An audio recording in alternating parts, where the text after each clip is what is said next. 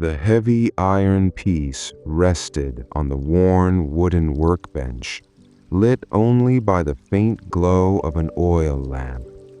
It was the village's old bell clapper, the inner part that swung and struck against the bronze to announce the hours and gatherings. Matias ran his rough thumb over the metal's surface. Where once there had been a perfect, solid curve, now lay a flattened surface, worn smooth by time. Decades of constant striking had consumed the iron, stripping the piece of its weight and precision. Because of this wear, in recent weeks, the bell's sound had changed. It was no longer a clean, vibrant peal that crossed the house rooftops and reached the fields. It had become a muffled, weary sound, as if the bell no longer had the strength to spread its voice. The entire village felt the difference, even without knowing why. Time seemed to pass more heavily when the sound marking it lost its clarity. Perhaps this is just one of those tranquil stories, made for relaxation, and sometimes that's all we need. Maybe this is just another one of those quiet stories, made to help you relax, and sometimes that's all we really need. Matias knew it wasn't enough to simply try and mend the old piece. The iron had given all it had to give. He needed to forge a new clapper with the exact weight and correct form so the bell could sing with its former clarity. The decision was made. He would do it tonight. The promise of a clean, strong sound echoing the next morning brought a calm purpose to his work. He wouldn't hurry it. Working with iron demands time, patience, and the right rhythm. Outside, the night was dark, and the rain fell with heavy constancy. The sound of water drumming against the workshop's clay roof tiles created a continuous sonic blanket, isolating the workshop from the rest of the world. It was a dense, comforting sound. The wind blew softly, pushing a few drops against the small, fogged glass window, tracing paths of water that slowly trickled down to the wooden frame. The scent of wet earth seeped into the door's cracks, mingling with the aroma of soot, old wood, and oil that permeated the workshop walls. The dampness made the air cold, but within that space, the blacksmith was about to awaken the heat. Matias moved the old piece to the corner of the workbench. He walked to the center of the workshop, where the stone forge waited in silence. The structure was ancient, built with river stones set with clay and mortar, darkened by years of fire and smoke. The heart of the workshop was cold now, covered by a thin layer of gray ashes from the previous day's work. The first step was to clear the space for the new fire. He picked up a small iron shovel and began to gather the loose ashes, moving the tool with slow, rhythmic gestures. The sound of metal scraping on stone was dry and short, contrasting with the continuous murmur of rain on the roof. Every movement Matias made was charged with intention. He didn't just carelessly discard the ashes, he deposited them into a metal bucket beside the forge, watching the fine dust rise for an instant before settling again. When the stone base was clean, revealing the dark bottom where the heat would be born, he felt the space was ready. The workshop seemed to breathe along with him, awaiting the start of the process. The sound of the rain outside deepened slightly, a stronger drumming on the tiles, reminding the blacksmith that the world outside was surrendered to water, while his inner world would soon be dominated by fire. He looked at the pile of coal in the corner of the room and walked to it, ready to take the next step in building something that would return the voice to his village. The coal was stored in large, thick wooden crates near the back wall. Matias plunged his hands into the crate, feeling the rough, dry texture of the dark pieces. He selected medium-sized pieces, avoiding the very large ones that would take too long to burn and the fine dust that would suffocate the flame. The sound of the coal pieces knocking against each other as he gathered them was hollow and woody. He carried the first handful to the forge and deposited it in the center of the clean stone base. The dry scent of raw coal rose faintly, mingling with the humid night air. He repeated the process a few times, building a small dark mound, leaving a space in the middle for the fire starter. To light the forge, he used small pieces of soft wood and pine splinters that he kept in a nearby basket. He arranged the splinters in the center of the coal, forming a small wooden teepee. Care in this preparation was essential. A fire that starts well-structured burns with stability. Matias took a flint and a curved steel piece. He held the charred cotton near the flint and struck the steel with a quick, firm motion. The sharp metallic sound cut through the air, and a bright spark leapt and fell precisely onto the cotton. A small red dot began to glow in the fabric. Matias leaned in and blew softly. The red dot grew, spreading across the cotton, and a thin wisp of white smoke rose into the air. He placed the glowing cotton under the pine splinters and continued blowing with a calm, deep rhythm. The sound of his breath mingled with the rain outside. Soon a small yellow and bluish flame was born, clinging to the dry wood. The scent of burning pine replaced the humid aroma of rain, bringing an immediate sense of comfort. The flame's light began to dance on the stone walls, creating long shadows that moved slowly across the packed earth floor. Matias watched the flame grow, feeding on the wood, and gradually began to push the coal pieces closer to the fire. As the coal began to catch fire, the dark edges of the stones gained a gray outline, followed by a deep red glow. The temperature near the forge began to shift. The chill of the rainy night receded a few steps, giving way to a pleasant wave of heat that touched the blacksmith's face and hands. It was time to give the fire breath. Matias walked to the side of the forge where the large leather and wood bellows rested. The wooden handle was polished smooth by years of use. He grasped the handle and pulled down with a long, continuous motion. The bellows breathed. The sound of air being sucked in and then expelled forcefully was like the breath of a large, sleeping creature.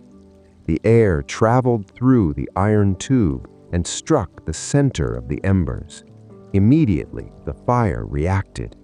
The deep red transformed into a bright orange, and the heat surged suddenly.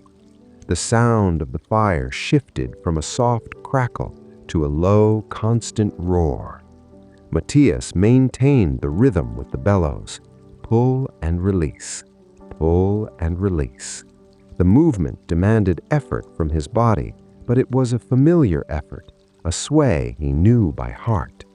With each movement, the light in the workshop grew more intense, illuminating the tools hanging on the walls, the large anvil in the center of the space, and the dark wooden ceiling.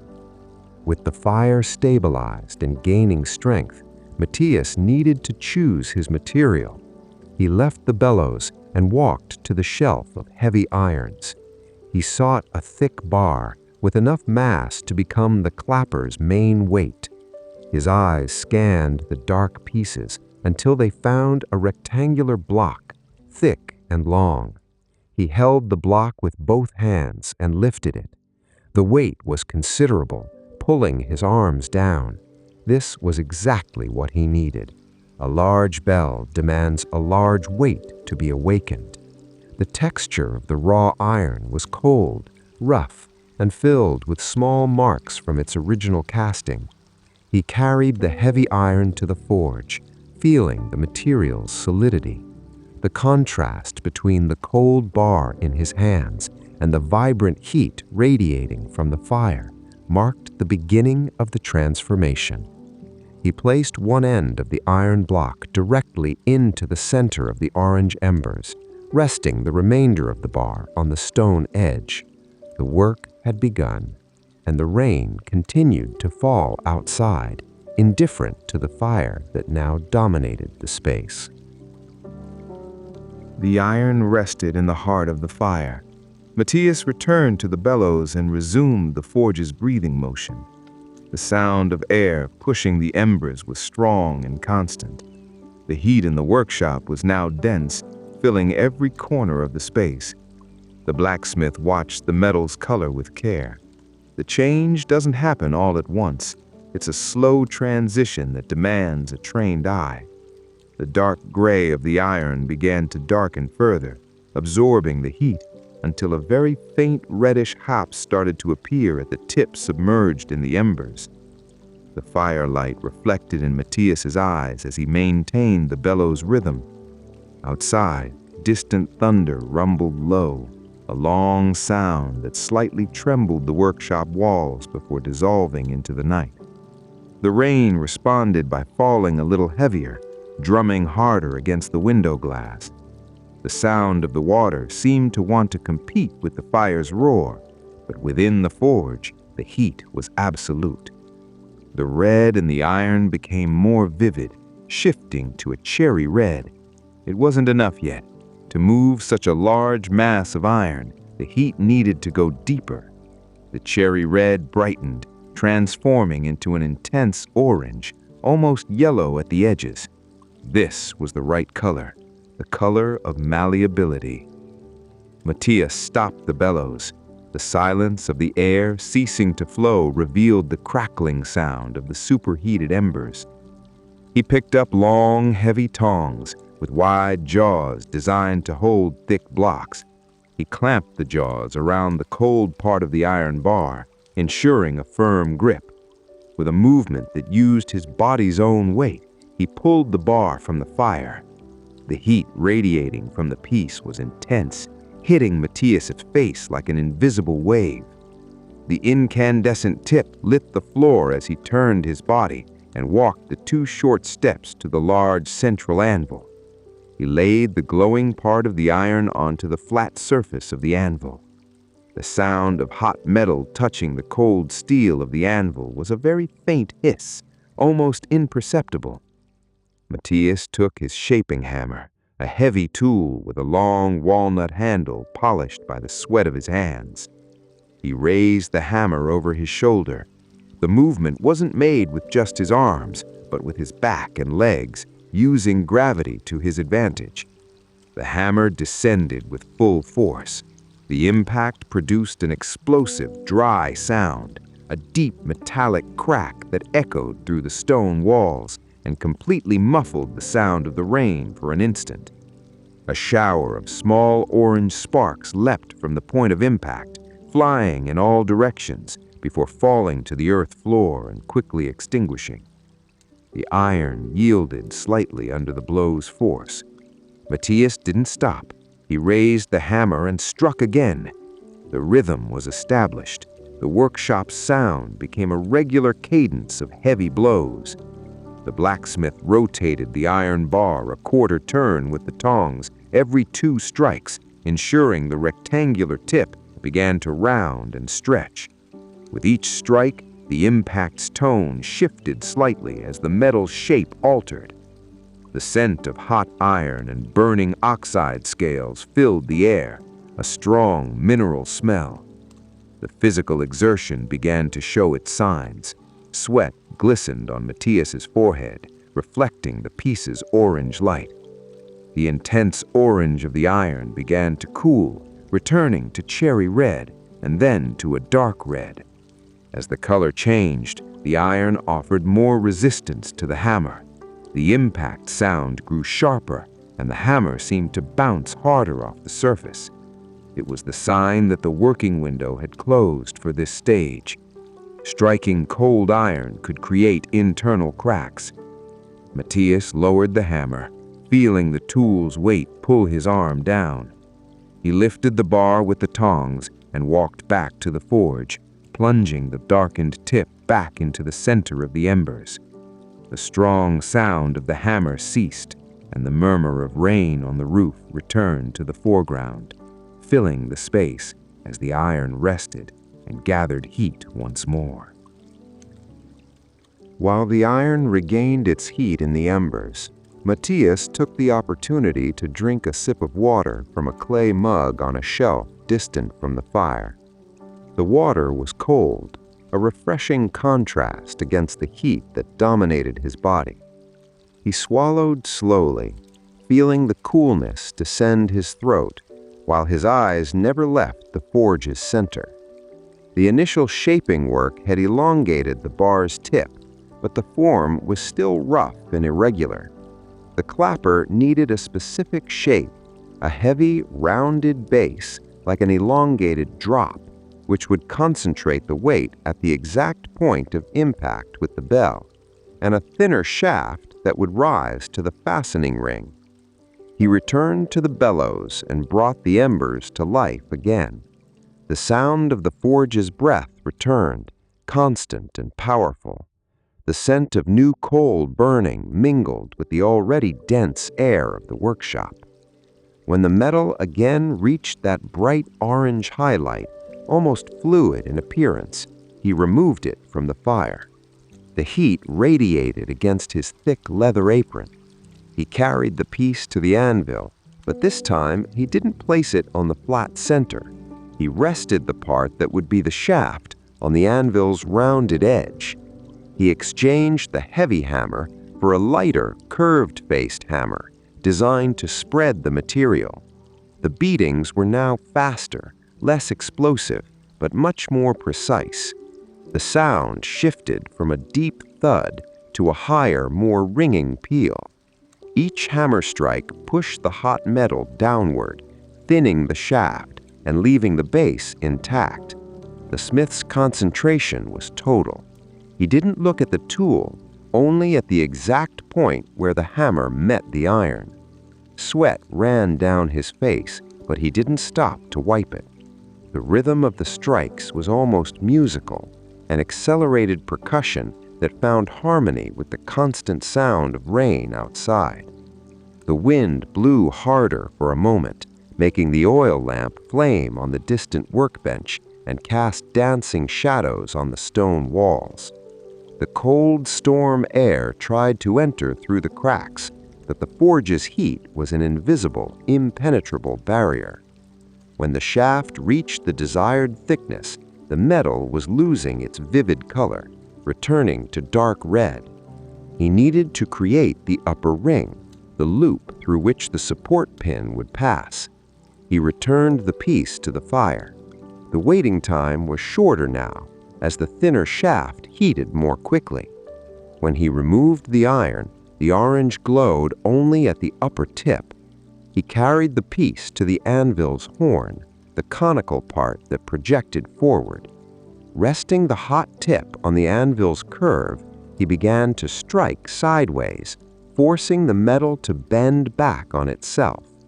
The sound of the hammer striking empty air as it passed the iron and hit the anvil was a sharp, clear chime, like a small bell ringing inside the workshop. The iron tip began to curve, forming a hook.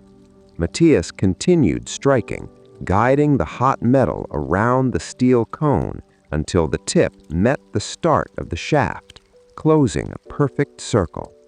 The scent of hot metal was strong, an almost physical presence in the air. The clapper's basic form was ready.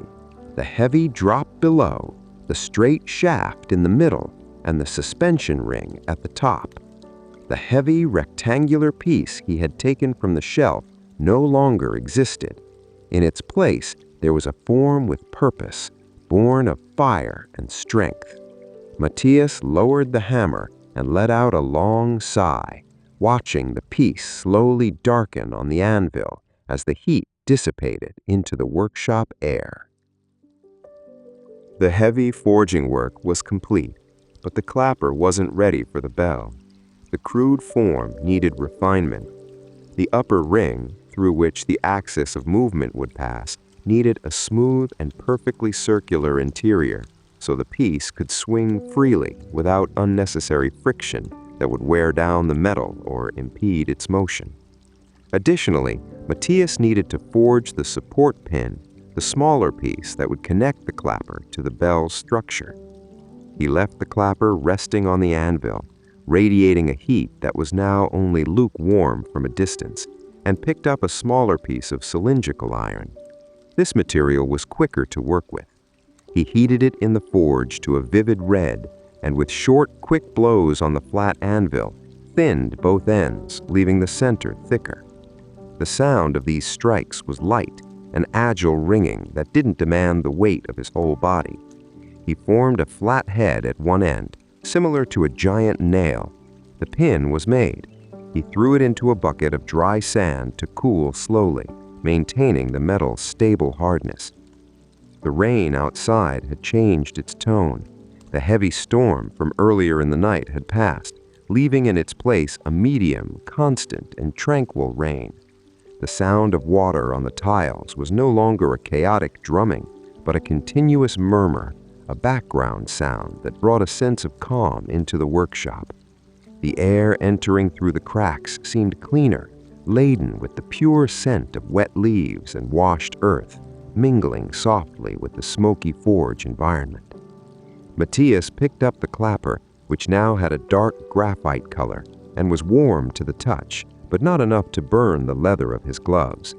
He carried the piece to a large iron vise clamped to a solid wooden stump, deeply embedded in the earth floor. He positioned the shaft in the vise, leaving the upper ring exposed, and turned the heavy crank. The steel teeth of the vise bit into the iron with a dull scraping sound, clamping the piece with absolute firmness.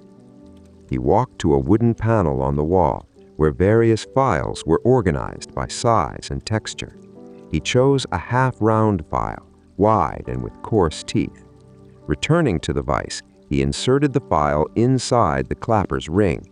With both hands holding the tool's ends, he began to push and pull the file against the iron ring's interior.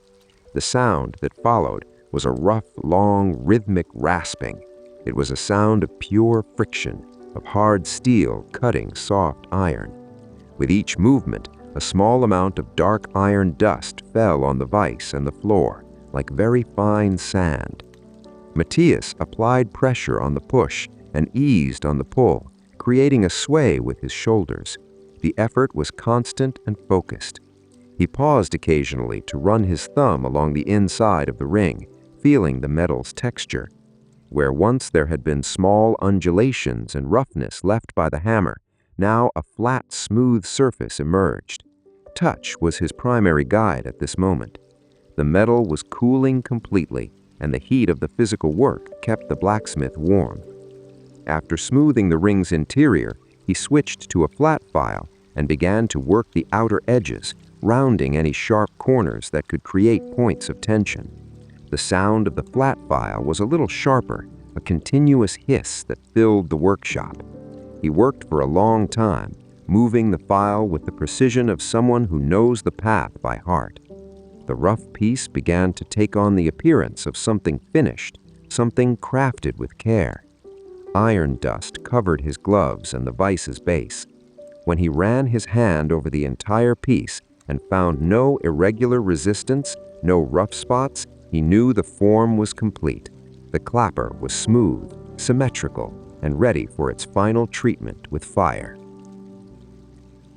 The piece had its final form and texture. But the iron, after being heated, hammered, bent, and filed, accumulated internal tensions. If put into use this way, the constant impact against the bell's bronze could create invisible cracks over time. Matias needed to stabilize the metal, to give it the right resilience to last for many decades. He needed to temper and protect the surface.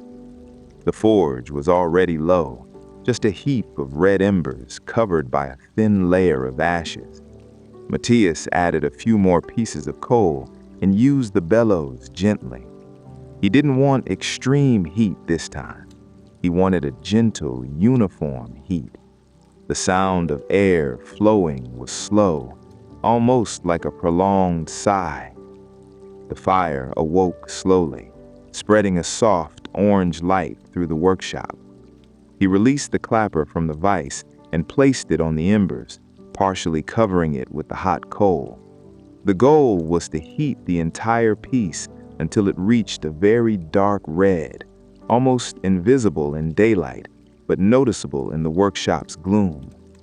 While the clapper slowly heated, Matias prepared the protection. In a small, thick-bottomed iron pot, which sat on a metal plate beside the main fire, he placed pieces of raw beeswax and a little linseed oil. The residual heat from the plate began to melt the wax. The sound of the solid block softening and mixing with the oil was a very faint, dense bubbling. A sweet, earthy scent of melted wax rose into the air, surprisingly mingling with the smell of metal and smoke, creating a rich, comforting aroma in the space. He watched the clapper's color in the fire. When the metal reached that somber red, a heat that came from within the piece, Matias removed it with the tongs. He didn't plunge it into cold water or oil for an aggressive thermal shock. The clapper didn't need to be hard and brittle like a knife. It needed to be tenacious and resilient. He hung the piece by a thick wire hook suspended over an old empty wooden tub. Heat radiated from the suspended iron, warming the surrounding air. With a thick cotton cloth tied to the end of a wooden stick, he dipped the tip into the pot of melted wax and oil. The hot mixture soaked the fabric. He brought the stick to the suspended clapper and pressed the soaked fabric against the hot iron. Immediately, a loud sizzling sound cut through the workshop's silence.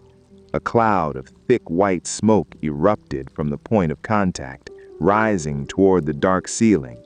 The scent of burning wax and hot oil flooded the space, dense and protective. He moved the stick quickly, spreading the wax over the entire surface of the piece. Where the mixture touched the hot metal, it melted instantly, penetrating the tiny pores of the dark iron and sealing the surface against rust and moisture. The sizzling sound accompanied each movement, a living response of heat to liquid. The dull gray of the metal transformed into a deep, shiny satin black, the color of solid night. He continued rubbing until he covered the heavy base, the thin shaft, and the upper ring. The white smoke continued to rise for a few minutes, dancing in the air before dissipating through the roof cracks. The rain outside continued its calm rhythm, a gentle contrast to the intensity of the sealing process that had just occurred. The clapper was now protected. The wax had fused with the metal surface, creating a lasting barrier. Matias moved the stick away and left the piece hanging, cooling slowly in the night air. The wet sheen of the hot wax began to dry, leaving a matte, deep finish. The work of transformation by fire and friction was finally concluded. What remained was the joining of the parts. The clapper cooled, hanging from the hook for a long time. Matias used this period to organize the wooden workbench, putting away the files, metal scraps, and the old worn piece that had started the whole process. He cleaned the wooden surface with a hard bristled brush, sweeping the iron dust and grime to the floor. The sound of bristles scraping on wood was rough and dry, clearing the space for the final moment. The oil lamp remained lit in the corner, casting a circle of warm yellowish light over the clean area. When he touched the black clapper, the metal was only slightly warm, a distant memory of the fire that had shaped it. The texture beneath his fingers was completely different from when the iron bar had first been chosen. There was no more roughness or irregularities. The surface covered with cured wax was smooth, almost soft to the touch, with a solidity that conveyed confidence. The piece's weight was dense and balanced. The heavy drop at the base pulled the piece downward with a natural gravity, while the upper ring felt light and ready for movement. Matias lowered the clapper from the hook and carefully placed it on the clean wooden workbench. The sound of heavy iron meeting wood was a dull, firm thud, the sound of something belonging where it was placed. He walked to the sand bucket and retrieved the support pin he had forged earlier. The sand slipped from the metal with a soft rustle. The pin was cold and the natural gray color of iron. He wiped it clean with a cloth and brought it to the workbench. It was time for assembly, the final test of his work's precision. He took a heavy forged iron loop that already belonged to the bell's structure, the piece that would be attached to the tower ceiling. He aligned the new clapper's upper ring with the holes of the support loop. The movement was careful, ensuring the paths were clear. With his right hand, he took the support pin. He inserted the pin's tip through the first hole of the support loop, feeling the slight resistance of metal against metal. He pushed the pin deeper. The tip passed through the empty space and found the clapper's smooth ring. The pin slid through the ring's interior with ease, without any catching, confirming that the filing work had been perfect. The sound of metal sliding on metal was a mechanical whisper, clean and precise. The pin continued its path until it passed through the second hole of the support loop, locking the assembly. The pin's flat head touched the loop with a small metallic click, solid and definitive. Matias held the support loop and lifted the entire assembly from the workbench. The total weight pulled his arm, but he kept the piece suspended in the air. With his other hand, he gently pushed the clapper's heavy base. The piece swung. The movement was smooth, continuous, and silent. The pen rotated perfectly within the ring, without any unnecessary friction, without any squeak. The clapper swung back and forth, cradled by its own weight, cutting through the workshop air in a perfect arc. The blacksmith watched the slow swing of the dark piece under the lamp's light. There was no sound in the movement, but in his mind, he could already hear the impact. He imagined that dense mass of black iron meeting the bell's curved bronze wall. He knew exactly the sound it would make. It would be a deep, clear, and vibrant sound, a sound that would make the tower tremble slightly and travel far over the village rooftops, a sound that would announce mornings with vitality and mark the end of days with peace. The imbalance that troubled him was resolved. The old, flattened piece in the corner of the table was merely a memory. What he held in his hands was the future of the village's voice, built with patience, fire, and strength. He let the piece swing until it stopped on its own, hanging perfectly straight toward the floor. A feeling of sufficiency and work well done filled his chest. The night had fulfilled its purpose. Matias laid the assembled piece back on the workbench with the care of one settling something precious. The thud of wood receiving the weight was the night's last sound of work. The workshop was now enveloped in a profound stillness. The fire in the forge had reduced to a small mound of dark embers, pulsing with a very faint red beneath the thick layer of gray ashes.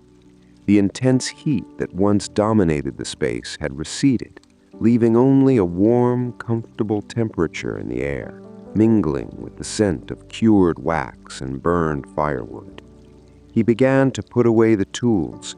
The heavy hammer returned to its hook on the wall. The tongs were aligned on the stone shelf. The sound of metal touching stone and wood as he organized the space was calm, unhurried, each thing returning to its resting place. He took a rustic straw broom and swept the iron dust and coal chips from the earth floor around the anvil, gathering everything into a small mound near the forge's base.